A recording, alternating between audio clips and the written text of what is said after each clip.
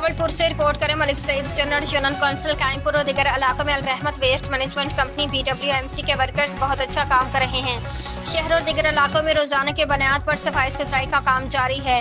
शहरों की जानब से अलरहमत वेस्ट मैनेजमेंट कंपनी BWMC तहसील हासिलपुर के मैनेजर मियां मोहम्मद तारिक अहमद अवैस और वर्कर्स को खराज तहसीन पेश किया और कहा कि शहर भर में गंदगी के ढेर लगे हुए थे। वज़ीर आला पंजाब मोहतरमा मरीम नवाज शरीफ साहबा के साफ सुथरा प्रोग्राम की वजह से शहर भर में कहीं भी गंदगी के ढेर नजर नहीं आ रहे।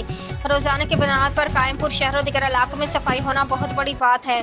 जब इस सिलसिले में अलरहमत waste management company BWMC Kayampur के सुपरवाइजर मोहम्मद शाहजिब से रब्ता किया गया। उन्होंने कहा कि कायमपुर शहर और दिगर इलाकों में बिला तफरीक सफाई की जा रही है। इंशाल्लाह कायमपुर शहर और दिगर इलाकों को खूबसूरत बनाने में दिन रात एक कर देंगे।